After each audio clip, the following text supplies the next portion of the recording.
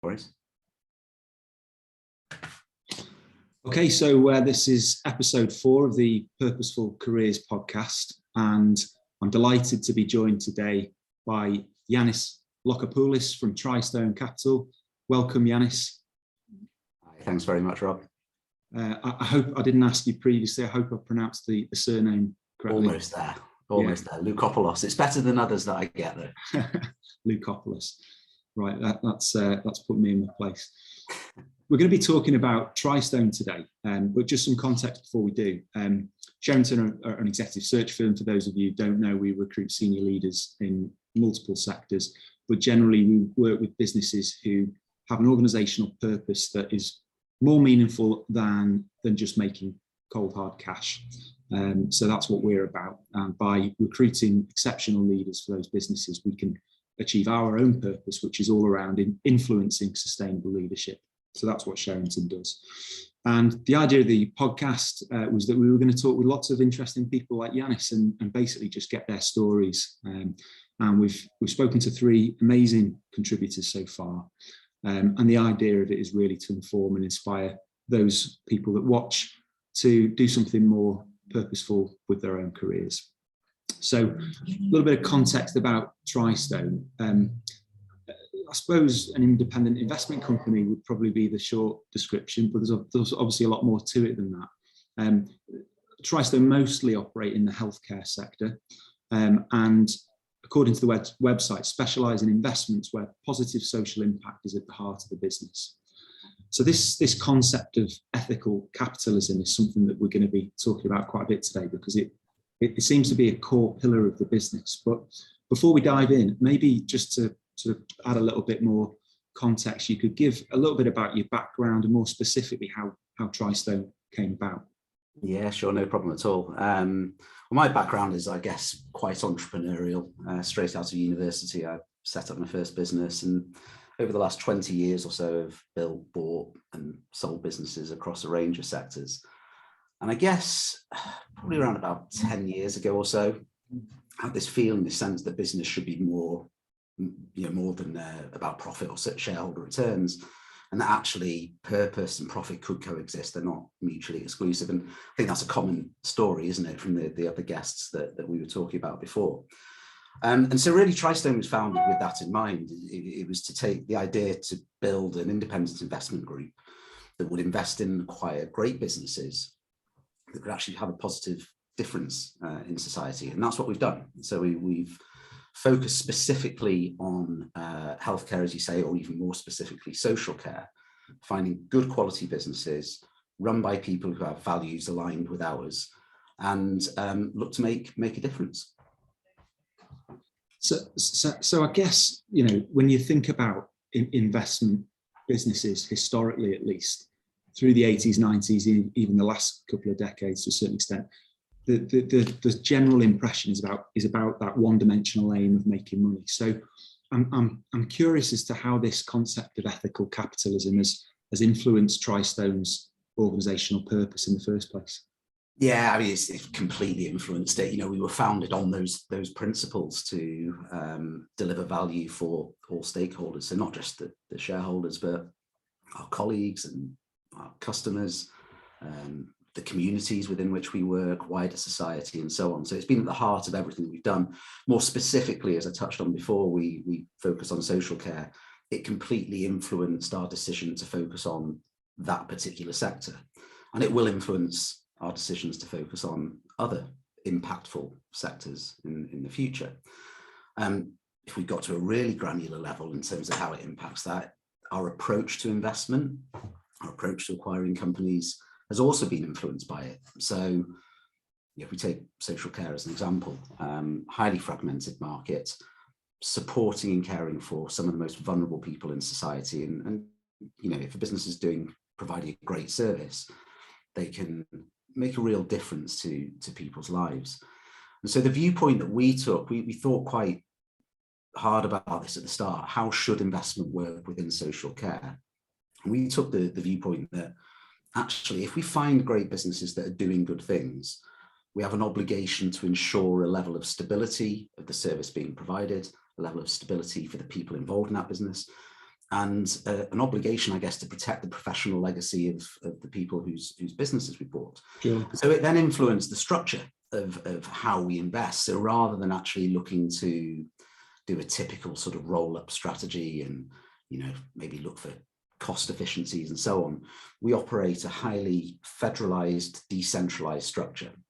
So each business remains independent and unique, keeps doing what it does, you know, uniquely and what makes it great in the first instance, and will lean in with a certain level of strategic, operational, governance, financial support, hopefully unlock more value within that business, but without fundamentally changing the fabric of that company.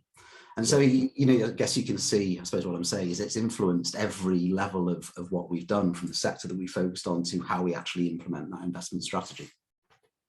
Yeah, I mean, I know that the care sector's had some tough times recently and continues to do so, like many sectors facing recruitment challenges, workforce constraints, cuts in local authority budgets obviously being a big thing. I'm curious, how does taking a more purposeful approach to growing the portfolio for you guys, how does that help an organisation like Tristone when facing such a range of growing challenges? Yeah, it's an interesting one, and you're quite right. There are a number of challenges facing the sector. I think for us, there are probably two key benefits that we've seen so far. Now, bearing in mind that we are the investor or the corporate parents, and we're not necessarily at the, you know, on the front line delivering the care. So I'm sure each of the businesses within which we invest will have their own viewpoint. But for us, it's, I guess the first benefit is that we're attracting like-minded businesses and like-minded people.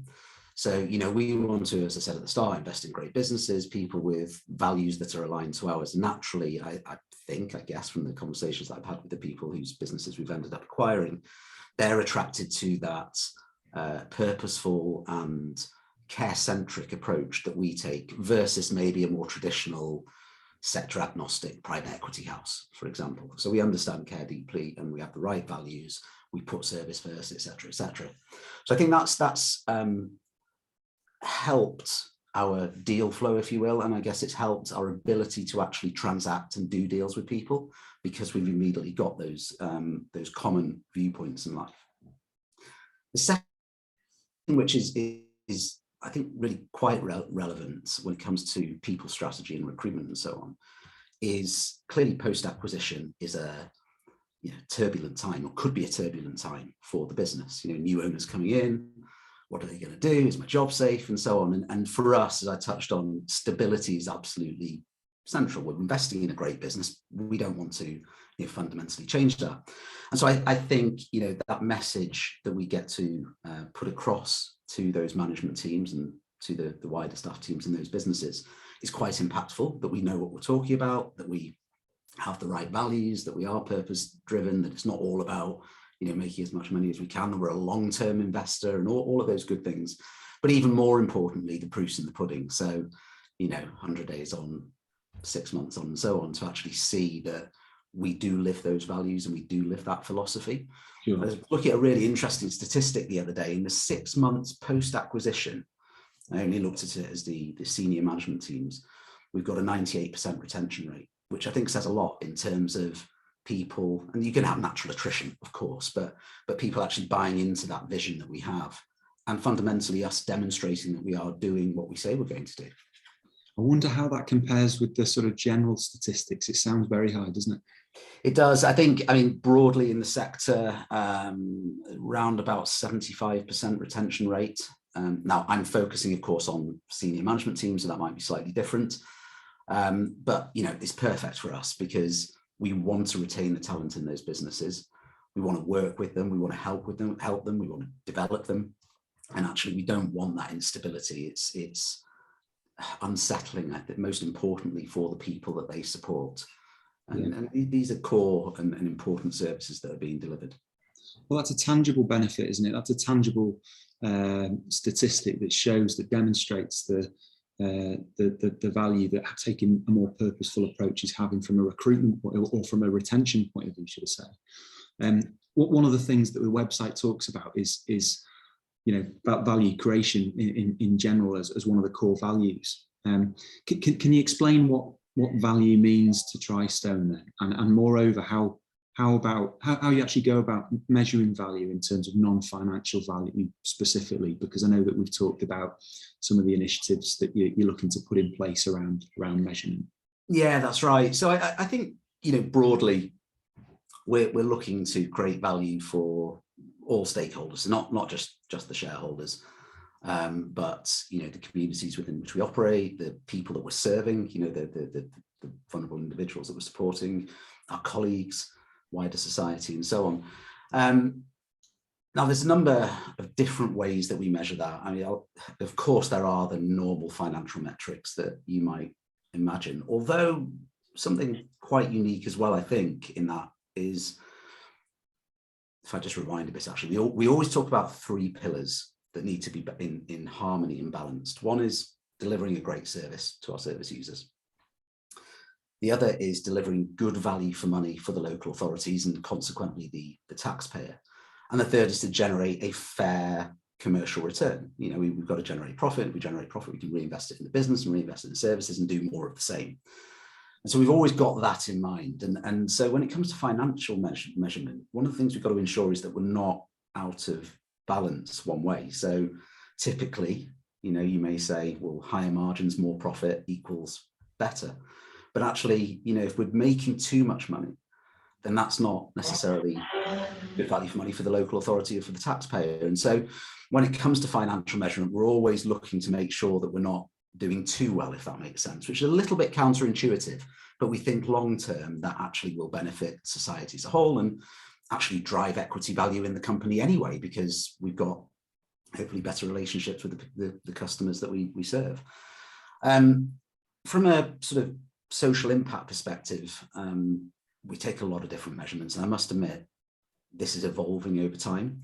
So we're measuring sort of at ground level within each of the portfolio companies that we have, and each of those companies do slightly different things and have different things that are worth measuring.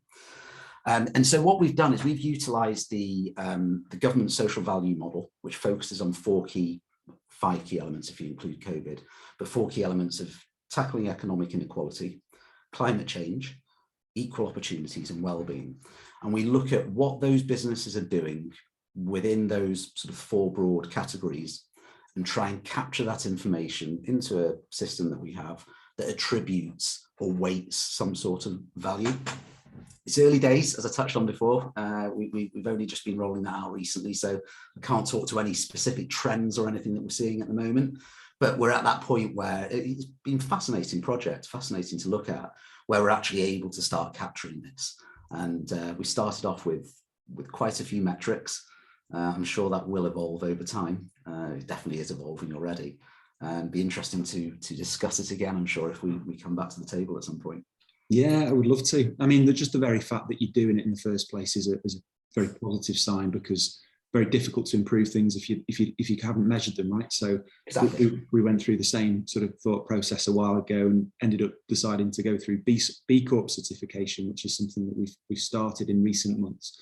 And it's very holistic, very challenging, but ultimately it will hold us to account. It will be a way of us understanding in real terms, with numbers that actually mean something, how good we're being as a business in terms of these things. So it's the right decision. I think we're seeing more and more people. There's lots of different frameworks you can apply and lots of different ways of going about it. But as long as you're going about it in some way, I think it's a step forward. So congratulations and good luck with that. Thank you. I just wanted to finally touch on, because we talked about the idea of retention, and I just wanted to touch on the other side of the coin, which is, I suppose, around talent acquisition specifically. Yeah. When we were talking to some of the other leaders through this podcast series, we talked about the impact or the effect, I suppose, of the Great Resignation, and specifically in terms of businesses' ability to attract talent. A lot of people, reframing what's important to them through the pandemic and post-pandemic. Personal circumstances changing, the whole working from home thing, making people realise, actually, do I need to be in the office all the time? But also, I think a lot of people reevaluating their lives following this life-changing event. And one thing we're noticing is you know, there's a lot more people deliberately and consciously making that decision around, right, when I look back at it all at the end of my career and I'm hanging up my boots, I really want to feel like I've done something that's been meaningful. And I think that's been a big driver behind this idea of the Great Resignation. So I guess the question, Yannis, was really around, you know, what do you think? It's probably too early to ask now, but you know, maybe looking into the crystal ball, what do you think will be the impact of Tristone's efforts to achieve social value, specifically on recruitment and talent acquisition? Yeah, I mean, to some extent, I think you're right. It might be too early. We need to have a little bit more time. But in terms of our core central team, so the Tristone team specifically, I can absolutely talk to that. And it's been absolutely integral. You know, we've been able to attract some amazing people to the team that have a common value set, diverse backgrounds, which I think is really important as well, getting different viewpoints, but that common value set, and they're all bought into what we're doing. They're all going on the journey. We've had no one leave. It's been absolutely integral to what we've been doing and will continue to as we go forward. I think across the wider portfolio, it'll be interesting to come back to that and sort of maybe get the viewpoint of some of the managing directors of our business. Sure. Naturally, the sector within which we operate should attract people who are, I guess, purpose-driven, and we want to attract people who are passionate about care and making a difference. It has been tough. There's no doubt about it. Post-COVID, people are tired. I think, you know, the people that are delivering that frontline support have had it really hard, and no doubt are probably thinking, are there easier options out there? Mm-hmm. But if we can find those people that are really passionate about it and show them that there is a real vocation here, there is a path to making a real difference, and make it, you know, of course, financially compelling, then I think we could really differentiate ourselves.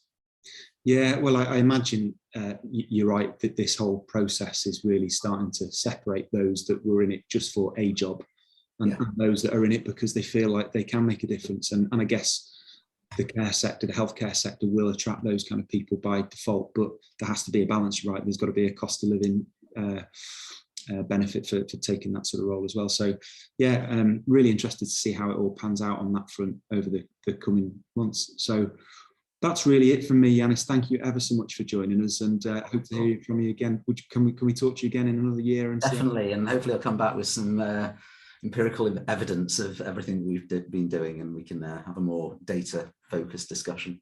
Brilliant. Well, thanks ever so much, Yannis, and good luck. Thanks, Rob.